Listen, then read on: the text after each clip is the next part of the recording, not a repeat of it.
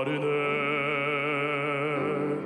평범한 목소이신 그분 앞에 모든 무릎이 꿇어 경배하네.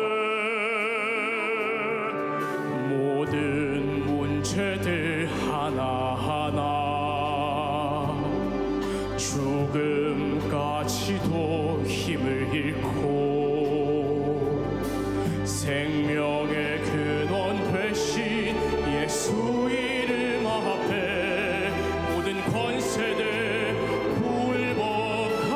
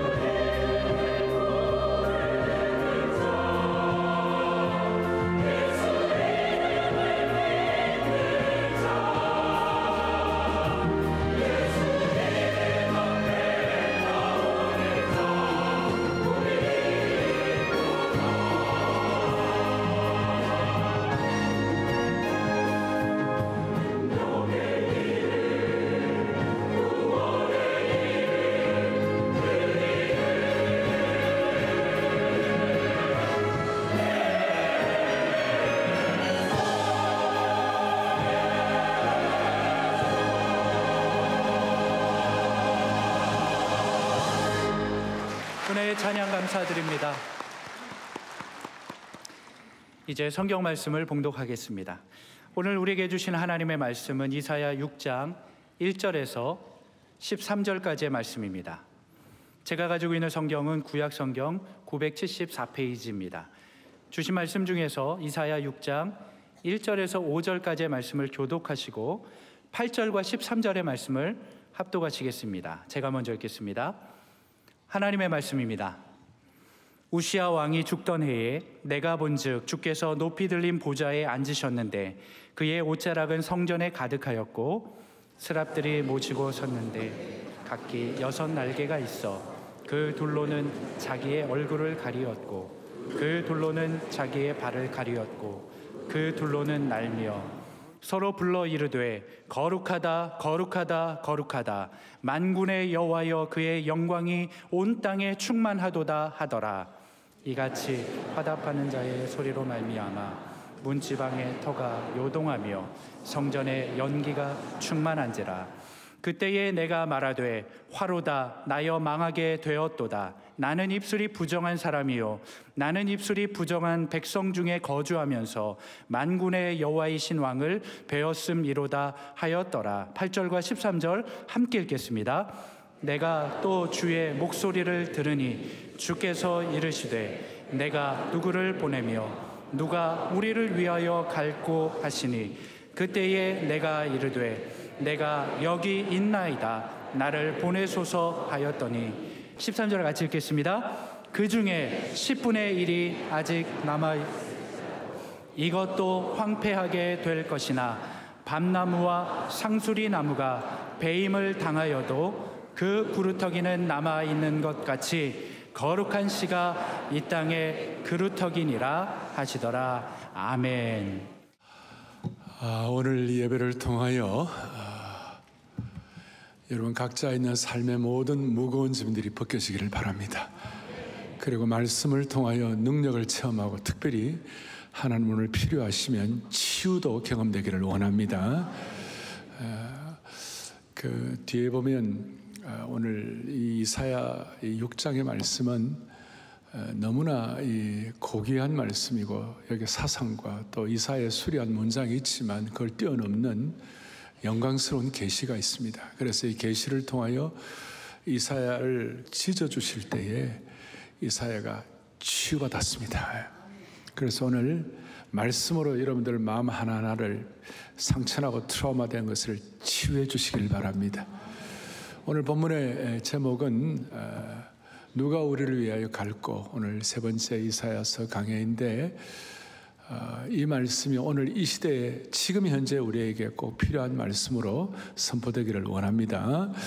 이사야 6장에 오늘 이 말씀이 나오기 전에 바로 5장에 뭐가 나오느냐 하면, 제가 이제 66장을 다 강해를 할 수는 없어요. 왜냐하면 66장 전체가 다 이제 길기 때문에 1년 내로 마쳐야 되니까 제가 이제 어떤 부분들 언급만 하고 넘어가는데, 5장에 보면, 5장 앞부분에 오면 하나님께서 이스라엘 백성들에게 내가 너희에게 극상품 포도를 맺기를 원했는데 너희가 들 포도를 맺었도다. 4절 뒤에 보니까 내가 좋은 포도 맺기를 그렇게 기다렸거늘 너희들은 들 포도를 맺으면 어찌민고. 앞에 2절에는 극상품이라는 말이 나옵니다. 저는 이 본문의 말씀을 잊을 수가 없는 게, 저는 사형제인데요, 제가 맏아들이에요. 제가 맏아들인데 할렐루야 합니까? 제가 이 맏아들인데, 제가 이제 뭐 동생들하고 약간 티격태격 한다든지 아니면 저희 부모님 보시기에 내가 조금 부족하다 그럴 때 우리 아버지는 오라고 캄, 그러면서 성경 구절 몇 구절을 가지고 이제 저를 이제 교훈하시는 거예요. 피차 물고 먹으면 서로 망할까 조심하라. 갈라디아서 5장 말씀하고, 그 다음에 오늘 이 말씀이 두 번째로 제게 주시는 말씀이었어요. 너는 어찌하여 하나님은 너에게 극상품 포도를 맺기를 원하셨는데 너는 어이하여 들포도를 맺는가. 너무나 신비해가지고 잘 못 알아들었어요. 그렇지만 오늘 이 말씀을 제가 준비를 하면서 그때 생각이 나며, 내 인생도 그러고 또 우리 민족도 그러고 당시에 이스라엘 백성들도 하나님이 극상품 포도를 맺기를 원하시는데 들포도를 맺는 상황이었어요. 거기에 대해서 오늘 이제 1절에 우시아가 죽던 해에 그렇게 했습니다. 그런데 이 1절에 우시아가 죽던 해에 바로 이전에 5장 마지막 30절에 뭐라고 되어 있는가 이렇게 나와 있습니다. 같이 보지요. 그 땅을 바라보면 흑암과 고난이 있고 빛은 구름에 가려져서 어둡더라. 그러니까 상황 자체가 우시아가 죽던 상황이고, 그 다음에 흑암과 빛이, 흑암과 고난과, 그래서 어두움 가운데 있었다.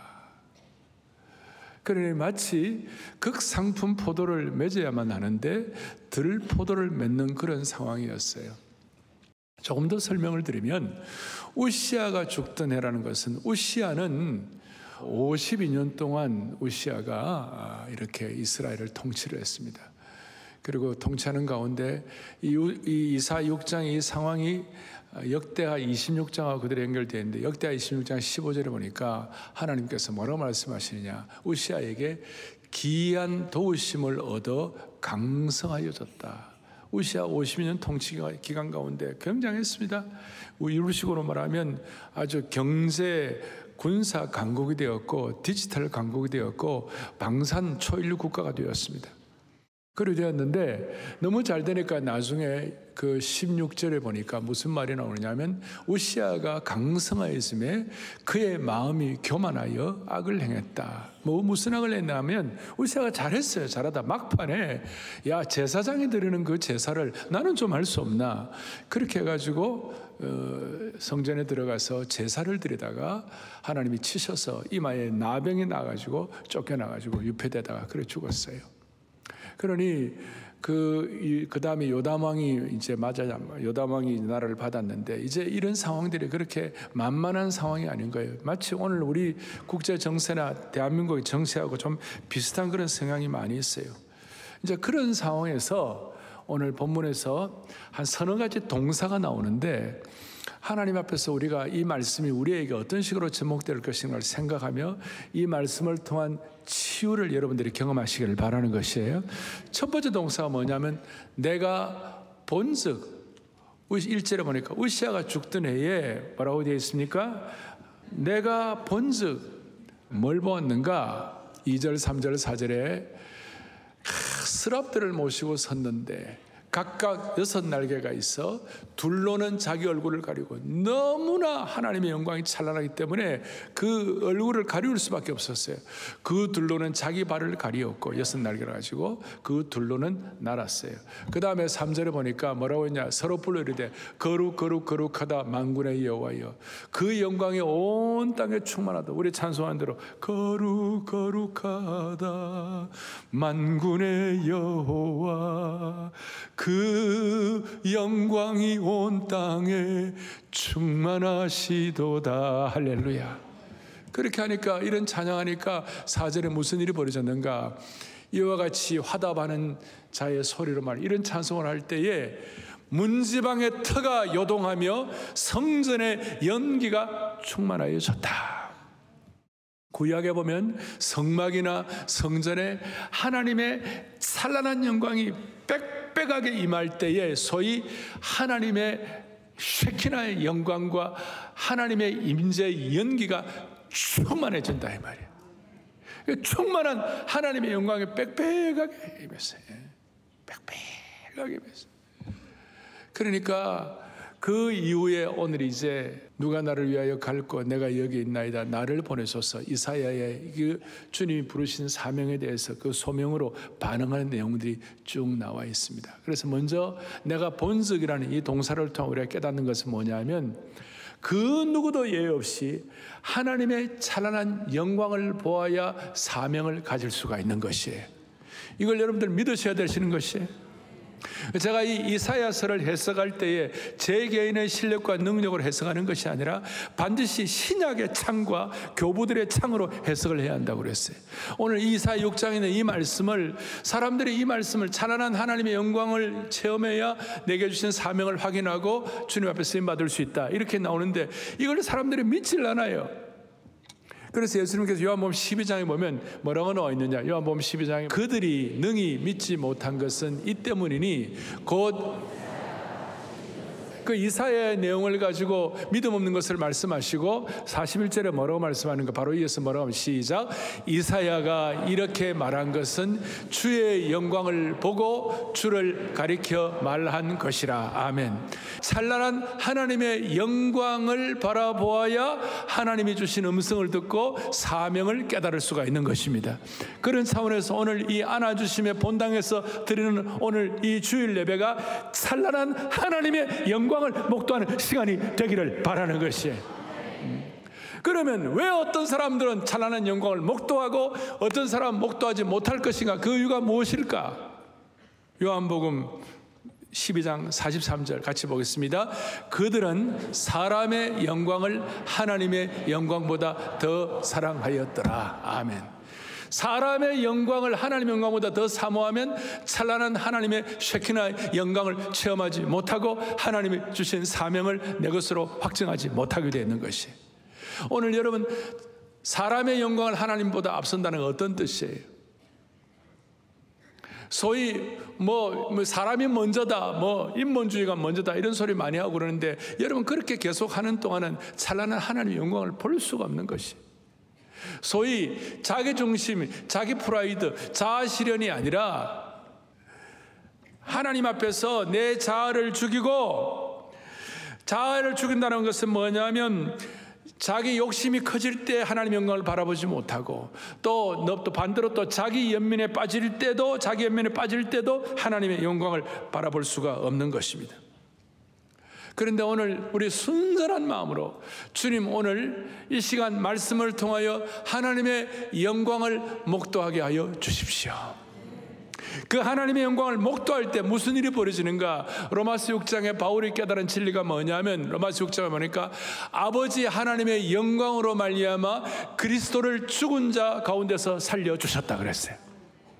여러분, 예수 그리스도를 하나님의 영광으로 말미암아 죽은 자 가운데 살려주셨다면 오늘 여러분들의 죽은 것 같은 상황도 하나님의 영광을, 쉐키나의 영광을 체험할 때 하나님은 여러분들의 죽은 것 같은 상황도 살려주실 것입니다. 제가 한 번씩 말씀드립니다마는 우리가 하나님 앞에 구하고 기도할 때 하나님 우리에게 필요한 거 많이 주세요. 우리에게 필요한 의식주 살아갈 것 주시기도 하시고 다 주시고 다 하지만 하나님의 영광만은 아무나 응답하지 않으세요. 하나님의 영광만은 오늘 찬란한 하나님의 영광을 목도하고 쉐키나의 영광을 깨닫고 그 쉐키나의 영광을 통하여 자기 중심이나 어떤 자아가 아니라 정말 자기를 부인하면서 자기 연민에 빠지지 아니하고 자기 욕심에 눈이 가리워지지 아니하고 찬란한 하나님의 영광의 우선순위가 되어서 주님, 내가 진짜 하나님의 영광을 사모합니다. 어려움과 고난과 문제 가운데서도 한결같이 내 영적인 시선과 안테나가 주님께 고정이 되어갖고 하나님의 영광을 사모할 때 하나님은 하나님의 영광을 응답해 주시는 것이에요. 오늘 누구에게도 예외가 없어요. 그래서 이 영광의 찬란한 하나님의 영광을 목도할 때 본즉 그랬고, 두 번째 단어는 뭐냐면 5절에 보니까 말하되. 제가 교부들의 창으로 보면서 전 세계 수많은 교부들, 파더들, 어거스틴이다 혹은 igna티우스다, 이레니우스다, 이런 여러 폴리갑이다, 여러 우리 교부들이 4세기, 5세기, 6세기 또 철치 파더들, 교부들을 볼 때에 이 하나님의 영광을 체험한 분들에게 나타나는 두 가지 공통적인 현상이 있었어요. 하나는 뼈 때리는 자기의 부족함에 대한 각성을 하고, 자기의 연약함과 부족함과 죄성에 대한 각성을 하고, 또 하나는 그 각성 이후에 하나님이 주신 사명을 발견하는 것이에요. 그러니까 하나님의 찬란한 영광을 목도한 사람들은 지난 2000년 교회 역사에 예외 없이 각성을 하고 그 다음에 사명을 발견하는 것이에요. 할렐루야. 그것이 오늘 두 번째 나타나는 말하되예요. 뭐라고 말하는 거예요? 죄에 대한 각성을 하는 것이에요. 오늘 죄에 대한 각성을 5절에 보낼 때 그때 내가 뭐예요? 말하되 화로다 나여 망하게 되었도다. 나는 입술이 부정한 사람이라. 자기 자신을 돌아보면서 자기 자신의 부정함 때문에 나는 망하겠다. 나는 망하게 된 사람이다. 처절하게 죄에 대한 각성을 하고 있는 것입니다. 이것이 지난 2000년 교회 역사에 누구나 예외가 없는 것이에요. 하나님의 찬란한 영광을 목도하면 첫째는 죄에 대한 각성으로 자기는 망하게 되었다고, 또 하나는 그 이후에 하나님이 주신 사명을 발견하게 되는 것입니다. 이게 무슨 뜻인가? 여러분, 이 죄에 대한 각성을 한다 그래갖고 이사야가 다른 사람보다 더 큰 죄인이다, 그 뜻이 아니에요. 너무나 강력한 하나님의 영광을 통하여 자기 자신을 비춰볼 때에 이게 거룩한 절망이에요. 영적 절망이에요. 긍정적인 절망이에요.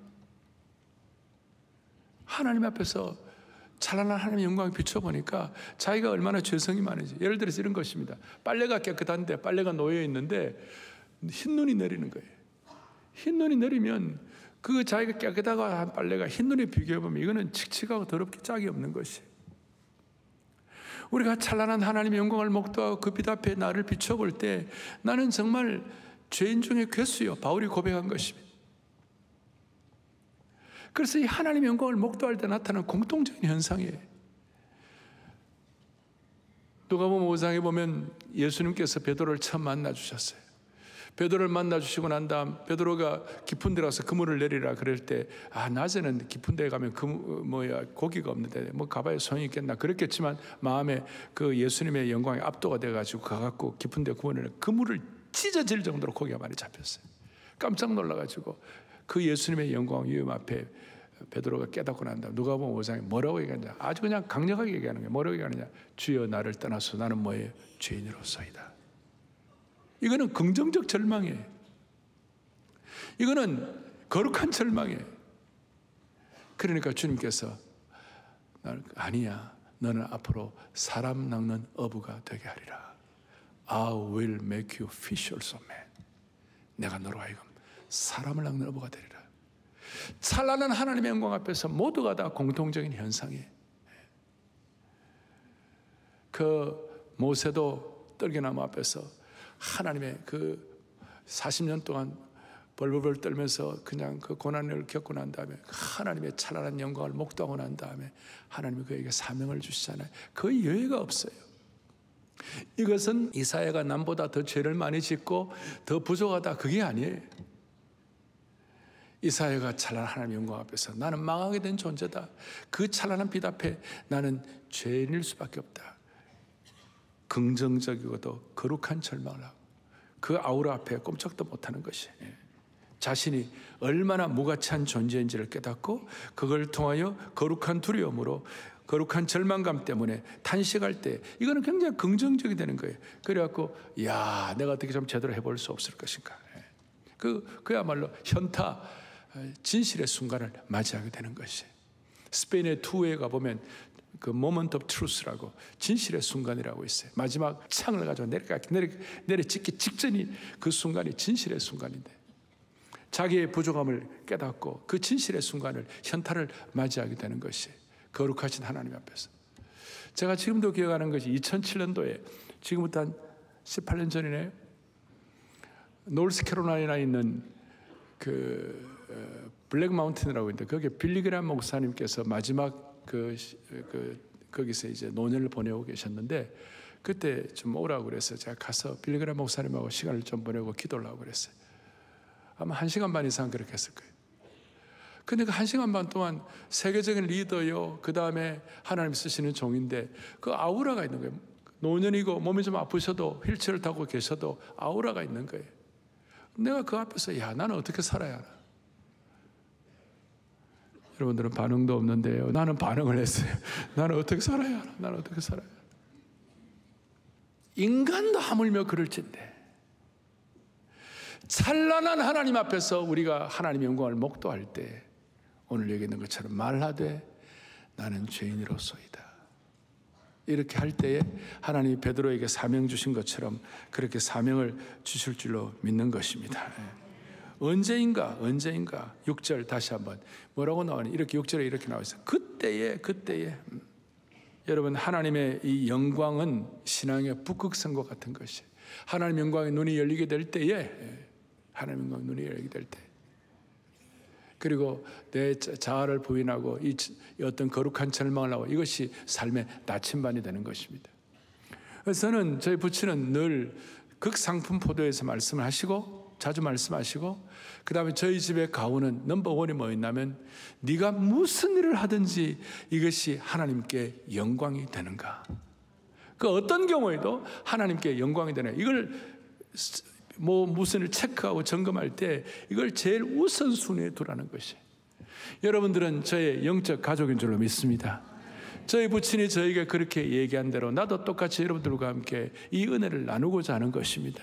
극상품 포도를 맺어야만 하는데, 그걸 위하여 찬란한 하나님의 영광을 목도하고 거룩한 절망을 하고 자기 자신을 돌아보면서 하나님 주신 사명에 귀 기울이면서 그렇게 할 때, 무슨 일을 할 때의 표준이 뭐냐, 모든 일의 기준이 이 일이 하나님께 영광이 되는가, 이것이 정말 하나님께 영광이 되는 것인가, 이것을 늘 물어봄으로 말미암아 그때에 주시는 하나님의 축복을 허락해 주시기를 원합니다. 그때 어떤 축복을 주시는가? 오늘 다 읽지 않았는데 교도할 때 이제 6절 그때에 무슨 일이 일어나는지 크게 우리 합독하겠습니다. 그때에 그 서랍 중에 하나가 부짓가락으로 제단에서 핀 숯의 손을 가지고 7절 그것을 내 입술에 대며 이르되 보라 이것이 내 입에 닿았으니 내 악이 제하여졌고 내 죄가 사여졌느니라 하더라. 할렐루야. 오늘 처음 제가 서론에 말씀했습니다마는 천사가 이사야의 입술을 찢어버렸어요. 그 입술을 찢어버릴 때에 그의 악이 제하여졌고 죄가 사해졌고 이사야가 치유가 된 것입니다. 오늘 이것이 이사야 때의 말씀으로 끝나면 되나 2700년 전의 사건으로 끝나면 되나 No! 이것이 오늘 이 시간 여러분들의 삶에 이 순간 접목되기를 원하는 것입니다. 제가 지난 주간에 한국의 유명한 교육기업가를 만나서 대화를 하는데 제가 참 은혜로운 간증을 들었어요. 그는 신앙의 4대째고 그의 외할아버지가 계시는데 외할아버지가 그 경남 창원에서 신사참배를 반대했어요. 평신도로 반대를 하니까 일본 사람이 와 잡아갔어요. 잡아 이제 감옥에 갔는데 네가 그냥 어쩔 수 없이 그냥 그 신사참배 반대에 참여했다고 사인만 하고 난 앞으로 안 그럴 거다 그렇게만 하면 풀어주겠다. 그러니까 그러냐고 생각하고 그냥 사인을 해가지고 나왔대요. 나왔는데 기도를 하는데 이건 아니지. 그러고 다시 나는 사인 못하겠다고 다시 감옥 갔대. 그때부터 죄송합니다. 제가 말을 주어 패고 고문하고 이렇게 해가지고 완전히 거기서 완전히 그냥 거의 생명이 숨만 좀 남아가지고 이제는 시체처럼 돼가지고 밖에 던져버리면 다 당한 거예요. 그래서 이분이 내가 죽겠구나 이런 생각을 하고 그 40대 후반이었는데 기도라도 하고 죽자. 그리고 산에가 산기도는 눈이 와 있는 기도원에서 기도에 산기도를 하는데 오늘 이 말씀을 통하여 이 말씀을 읽고 하는데 갑자기 불처럼 임해가지고 천사가 스랍이 와서 기도하는 가운데서 그야말로 자기의 몸에 막 그냥 인두를 가지고 막 찢는 것 같은 아픈 부분을 막 찢는 것 같은 그런 은혜를 받았대요. 그래가지고 사형선고가 내려진 사람이 회복이 돼갖고 95세까지 살았대. 그 유명한 교육 기업가도 나오고 말이지. 제가 그 자세한 얘기를 다 말씀 못 드리는데, 이 말씀을 들으면 그게 무슨 전설을 따라 삼천리 아닌가. 그런 분도 계실 거고, 어떤 분은, 그렇지. 하나님 오늘도 내 삶의 아픈 부위라든지 아픈 상황에 주님이 스랍들을 보내가지고 찢어주십시오. 나는 하나님의 찬란한 영광을 사모합니다. 그리고 내가 사명자가 되겠습니다. 이런 결심을 할 때 하나님 필요하면 저도 이 말씀을 듣고 나도 그 이제 간증을 듣고 나도 마음이 뜨거워졌어요. 그래갖고 나도 좀 아픈 부위가 있었는데 오늘 아침 일어나니까 좀 나은 것 같더라고. 이거는 여러분들 알아서 하세요. 아시겠어요? 제가 무슨 평소에 내가 치유를 많이 얘기하는 목사도 아닌데. 근데 하나님 말씀은 살았고 운동력이 있는 거 아닙니까? 주여 우리는 죄인입니다. 내가 거룩한 절망을 하고 하나님 앞에 내 자신을 돌아보니 하나님 우리가 고백하는 이 고백 가운데 주님이 스랍들을 보내가지고 내 입술과 내 아픈 부분과 내 트라우마와 내 상처와 주여 심지어 이민족의 상처까지도 찢어주십시오. 오늘 이 마음이 우리가 하나님 말씀에 살았고 운동력이 있다는 것을 우리가 지금 체험해야 되는 것이에요. 첫 번째 본적. 두 번째는 뭐예요? 말하되 내가 고백하는 거예요. 나는 죄인입니다. 이사야가 다른 사람보다 죄가 많은 거 아니에요? 찬란한 하나님의 슈키나 영광 앞에 자기가 죄인인 것을 고백하게 된 것이에요. 그 거룩한 고백이 거룩한 절망이. 세 번째는 듣고 일렀어요. 8절에 이르되 8절에 내가 또 주의 목소리를 들었어요. 그리고 주님께서 뭐라고 말씀하세요? 내가 누구를 보내면 누가 우리를 위해 갈꼬? 그리고 이제 9절에 뭐라고 8절 뒤에 뭐라고 나와 있습니까? 시작. 그때에 내가 이르되 내가 여기 있나이다. 나를 보내소서. 아멘. 오늘 이 찬란한 하나님의 영광을 목도를 하고 두 가지 죄에 대한 각성과 그 다음에 하나님의 은혜를 받을 때에 반드시 주님 앞에서 고백하는 내용이 있다는 그것이 뭐냐? 주여 내가 여기 있나이다. 나를 보내소서. 내가 이르되, 듣고 이르되. 이 공통적인 현상이에요. 그리고 이거는 피상적인 얘기가 아니고 이건 여러분의 것으로 고백이 되어야 되는 것이에요. 주여 내가 여기 있나이다. 나를 보내어 주십시오. 오늘 이 말씀을 듣고 난 다음 주여 내가 여기 있나이다. 내 동생을 보내어 주시옵소서. 주여 내가 여기 있나이다. 우리 목사님만 보내어 주십시오. 주여 내가 여기 있나 우리 교회 순장님만 보내주십시오. 이게 아니고 실제로 여러분들의 것으로 와닿아가지고 그것이 환경적으로 어떤지는 제가 다 구체적으로 다 모르지만 여러분들의 상황 가운데서 주여 내가 여기 있나이다. 내가 사명받은 자로서 나를 보내어 주시옵소서. 여러분 이 마음이 없는데 대한민국 교회 성도들과 오늘 이 말씀을 듣는 저와 여러분이 주여 내가 여기 나를 보내어 주소서 이런 사명이 없는데 어떻게 세상이 바뀔 수가 있겠어요? 나를 보내소서라는 이 사명, 이 마음에 자세가 없고 이 반응이 없는데 어떻게 새로운 길이 열릴 수가 있겠어요? 우리는 신앙생활을 그냥 표피적으로 종교생활하고 그 다음에 신앙생활을 그냥 피상적으로 한다면 능력이 나타나지 않는데 피상적인 하나님이 아니라 인격적인 하나님을 제대로 만났다면 내가 원하는 방식이 아니라 하나님이 원하는 방식으로 하나님을 경험해야 할 줄로 믿습니다. 그리고 이 이사야가 나를 보내소서 했을 때 자기가 무슨 왕족 출신이고 자기가 왕궁 교육을 받고 자기가 굉장한 문장을 쓸 수 있는 이런 자기 실력으로 그것 때문에 나를 보내달라고 한 게 아니에요. 하나님 앞에서 자기가 죄인임을 각성하고 사명받은 자로서 그의 깨달음을 갖게 될 때에 그야말로 사명받은 자로서 하나님이 자기를 변화시켜 주셨기 때문에 자기가 보내달라고 말씀하는 것이에요. 그럼 오늘 이 시간 여러분 실력과 여러분 재능과 여러분 능력과 여러분 환경을 보면 갈 입장이 된 분이 거의 없어요. 별로 없어요. 그런데 내 실력과 내 능력과 내 지식과 내 힘이 아니라 하나님께서 거룩한 숯불을 가지고 거룩한 인도를 가지고 내 인생의 부족함과 연약함과 수많은 더러움을 찢어주시고 치유하시고 새롭게 주신 그 변화의 능력 때문에 나를 보내달라고 얘기하시는 거예요. 오늘 이것이 그래서 주님 뭐라고 말씀하신 거예요? 요한복음 15장에 보니까 너희가 나를 택한 것이 아니라 내가 너희를 택하여 세웠다고 그랬어요. 하나님이 주신 능력을 가지고 이건 놀라운. 그러니까 여러분 이걸 제대로 깨달으면 주님 앞에서 이 말씀을 반응하고 오늘 이 시간 이 어려운 상황 가운데서 대한민국 지난 12월 어려운 상황 가운데서도 주여 나를 보내소서라고 우리 모두가 다 진심으로 고백하고 메어 다닐 때 세상이 변화될 것이요. 여러분 진심으로 나를 보내소서 할 때에 우리의 부족한 인생이 주님 앞에 놀랍게 쓰임받는 하나님의 역사가 일어나게 될 것입니다. 하나님. 그래서 그렇게 고백할 때에 무슨 일이 벌어지는가? 9절에 여호와께서 이르시되 가라 그랬어요. 가라. 그러므로 너희는 가서 모든 족속으로 제자를 삼는 것처럼 주님이 하늘과 땅에 있는 권세를 가진 그분이 가라. 오늘 이 말씀을 깨닫고 이 말씀이 여러분의 것으로 확인되기를 원합니다. 그러면 어려우면 어려울수록 여러분 난세의 영웅이 난다고. 진짜 여러분들이 이걸 깨닫고 여러분들 고백을 하게 되면 이 어려운 시기에 여러분들이 하나님 나라의 강력한 전투력을 가진 하나님 나라의 정규군이 될 것입니다. 적당한 당나라 군사가 아니라 하나님 나라의 정규군이 될 것입니다. 저는 청년 사역을 많이 했잖아요. 그리고 청년 시절 수양회를 하면 마지막 시간에 콜링을 해요. 마지막 시간에 항상 우리가 헌신하는 시간이 있어요. 헌신의 시간을 가져요.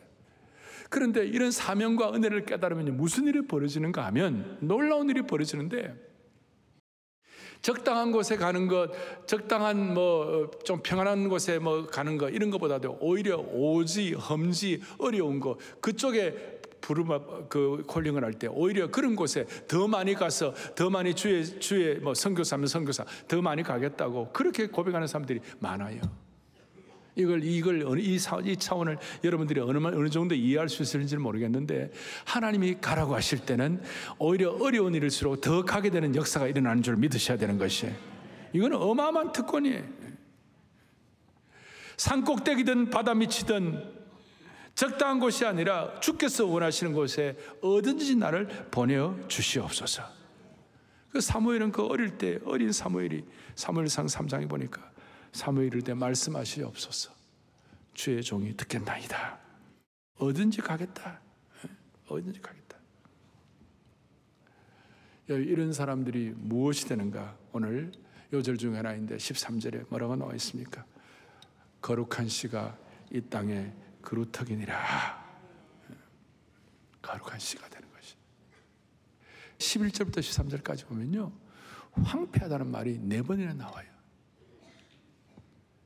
황폐하다, 배임을 당했다, 소망이 없다. 아까 들포도를 맺는다. 이스라엘 자체가 앞에 있는 것처럼 고난과 어두움이 밀려와 있다. 그 황폐하다. 그런데도 유일한 희망은 뭐냐? 하나님의 찬란한 영광을 목도하고 죄에 대한 각성을 통하여 사명을 발견한 자로서 하나님 앞에 내가 여기 있나이다. 나를 보내소서. 필요하면 우리가 사명으로 간다면 직장에도 나를 보내주십시오. 학교에서도 나를 보내주십시오.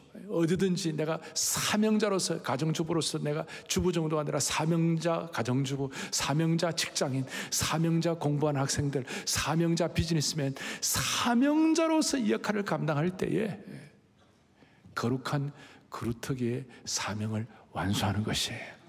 거룩한 씨가 되는 것이에요. 우리 옛날에 후진국일 때, 우리 어려울 때 보릿고개라고 있었습니다.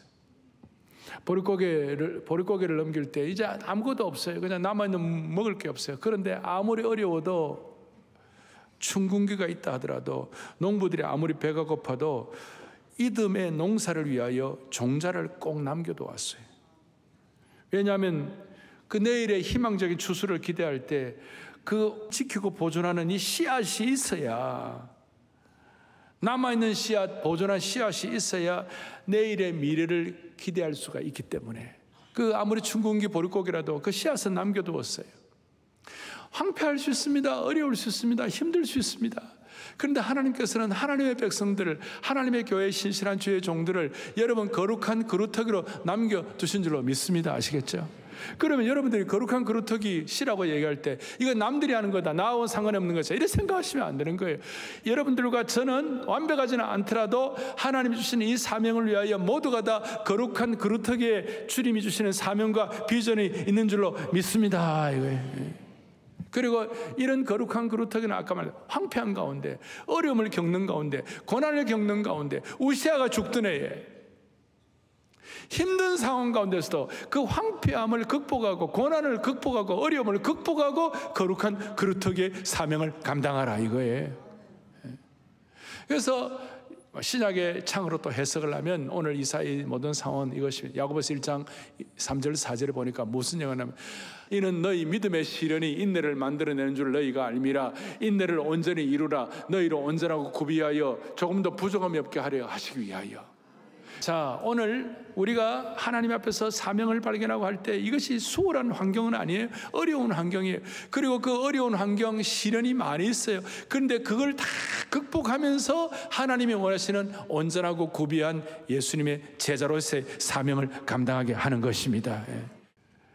하물며 제대로 된 나무를 가지고 그 집안에 훌륭한 어떤 기둥으로 쓰려고 하더라도 톱질을 해야 되고, 그 기둥을 위하여 대패질을 해야 되고, 거친 바람을 극복해야 좋은 상황을 만들 수 있듯이, 제가 이 얘기를 왜 하냐, 대한민국의 상황이 전 세계 어느 나라에 비해서 우리처럼 이런 고난이 많은 나라가 어디 있습니까? 우리 민족에 무슨 죄가 많아가지고 이 엄동설안에 전국 각지에서 광장에 나가고 왜 12월 이렇게 고난을 겪어야 하는지, 이거는 단순히 누구를 찬성하고 누구를 반대하는 문제가 아니에요. 저는 큰 그림을 볼 때에 하나님께서 우리 민족을 연단하시고 우리 민족을 뼈를 깎게 하시고 톱질하시고 대패질하셔갖고 우리 민족의 뼈를 너그는 고통을 통하여 이제 하나님이 제발 좀 그릇 키워가지고 반도에서 그만 싸우고 반도에서 그만 싸우고 이제 통일을 위하여 큰 그릇 좀 제발 준비해 주라. 큰 그릇 좀 준비해 주라. 그리고 단순히 너희 나라만 살지 말고 이스라엘은 숫자가 많지 않지만 세계 전 민족에게 큰 나름대로의 그 역할 모델을 한 것처럼 대한민국도 앞으로 역할 모델을 하라. 세계 어떤 민족보다도 수많은 고난과 뼈를 깎는 아픔을 믿는 민족이니까 그걸 그냥 아픔으로만 끝나지 말고 오늘 말씀의 사명의 인두지를 가지고 아픔을 다 치유받음으로 말미암아 New International Spiritual Order, 새로운 국제 영적 질서와 새로운 문명사에 도움이 되는 이 민족이 되기를 바란다. 이것이 하나님의 뜻이라고 생각하는 것이에요. 12월, 1월, 2월 앞으로 한두 달 더 어려울 것입니다. 그 가운데 사랑의 교회 교우들과 대한민국 교회 성도들은 주님, 내가 여기 싸우니 나를 보내어 주시옵소서. 나라를 위하여 민족을 위하여 기도하고 뼈를 깎는 기도를 할 때에, 간절함으로 기도할 때에 다시요, New International Spiritual Order, 새로운 영적 국제 질서가 형성이 될 것입니다. 새로운 문명사에 기여할 수 있는 이 민족이 되기를 원하는 것입니다. 그래서 평양에서도 그야말로 우리가 집회할 수 있는 그날을 하나님이 허락해 주시기를 원하는 것입니다. 작년 10월 27일 이런 마음을 가지고 주님, 사무엘상 11장에 있는 것처럼 일어나 길갈로 가서 새로운 나라를 세우자. 대한민국을 새로운 나라로 세우자. 자유의 나라, 생명의 나라, 창조의 나라, 거룩의 나라, 영광의 나라, 기적의 나라, 제2의 나라를 세우게 하여 주시옵소서. 이게 바로 사명인 것입니다. 비록 내가 부족하고 내가 나를 볼 때 내가 망하게 되었다 할지라도 이거는 거룩한 절망을 하고 주님을 바라봄으로 말미암아 이 새로운 질서, 여러분 여기에 대한 이런 내용들을 가지고 마음의 용량을 키워가지고 아무리 이런 거 있어도 마음의 용량을 키우지 않으면, 여러분 100만 와트의 전력 발전소가 있는데 그거 전기가 공급인데 여러분들 10와트만 갖고 있다면, 그냥 조그마한 불만 켜고 있다면 그걸로 끝나는 거예요. 우리는 이미 주님이 우리를 구원하시는 구원의 초청에 응한 바가 되었습니다. 수고하고 무거운 짐자들아 다 내게로 오라. 쉼에 대한 초청도 우리가 받았습니다. 은혜 받으라는 초청도 받았습니다. 오늘은 주님이 우리에게 사명을 요구하시는 것입니다. 누가 우리에게 갈고 내가 말하되 주여 나를 보내어 주시옵소서. 여러분 있는 자리에서 나를 위하여 간절히 기도할 때 하나님께서 베풀 만한 자비를 베풀어 주실 것입니다. 찬란한 하나님의 영광을 보아야만 이것이 가능하게 되는 것입니다. 거룩거룩하다 만군의 여호와, 그 영광이 온 땅에 충만하시도다. 거룩거룩하다. 오늘 스랍들이 주님을 찬양한 것처럼 21세기에 우리가 주님 앞에 사명자가 되어 이 찬송하시면서 기도하시겠습니다. 거룩한,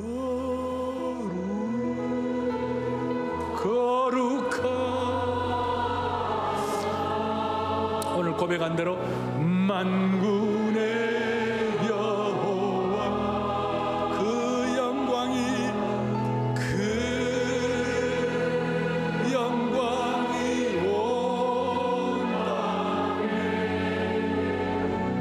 충만하시도다. 그 사명이 온 땅에, 그 사명이 온 땅에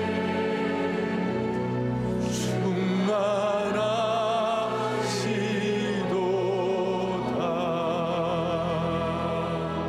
아멘. 가슴에 손을 얹겠습니다. 여러분, 우리는 대한민국은 그동안 패스트 팔로우였습니다. 미국이나 다른 선진국 잘하면 우리가 열심히 따라갔습니다. 그런데 이제는 대한민국에 하나님 은혜를 주셔서 조선업 세계 1위, 반도체 IT 세계 거의 최첨단을 갖게 하셨습니다. 이제는 우리가 퍼스트 무버가 되어야 하는 것입니다. 오늘 영적으로도 대한민국 교회가, 대한민국 성도가 이제는 패스트 팔로우 따라가는 정도가 아니라 퍼스트 무버가 되어가지고 세상을 변화시킬 수 있기를 원하는 것입니다. 하나님 아버지 감사합니다. 우리를 흑암과 고난 속에서 들포도 맺던 어두운 인생에서 오늘 극상품 포도를 맺는 빛나는 인생으로 변화시켜 주시기를 소망합니다. 우리가 찬란한 하나님의 영광을 볼 때에 그 순간 가슴을 치며 회개할 때에 새로운 사명으로 불타게 하여 주시옵소서. 하나님은 때로 뼈를 녹이는 고통으로 사람을 키우고 준비시키고 이 나라도 그렇게 해 주시는 줄로 믿습니다. 엄동사랑 같은 어려움 가운데서도 주님의 거룩한 씨와 거룩한 그루터기로 남게 하여 주셔서 누가 나를 위하여 갈구하실 때 우리 모두가 다 주여 나를 보내어 주시옵소서. 나를 드림으로 말미암아 영적 전투력을 갖춘 정규군으로 일어서게 하여 주시옵소서. 대한민국 교회가 세계 교회를 향한 퍼스트 무버로서 앞장서는 거룩한 선봉장으로 삼아 주시옵소서. 우리 주 예수 그리스도를 받들어 간절히 기도 올리옵나이다. 아멘.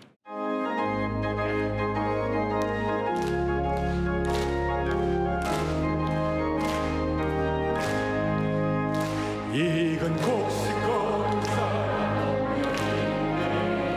누가 가서 내가 어찌 게으르게 앉아 있을까. 어서 가자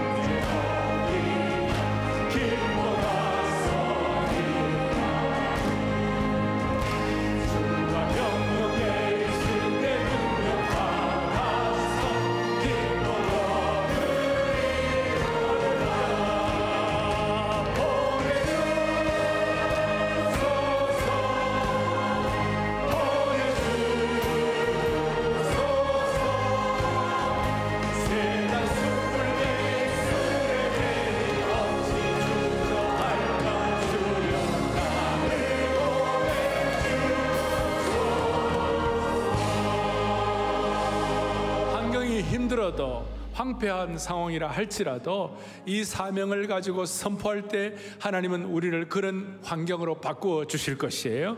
보내주소서. 보내주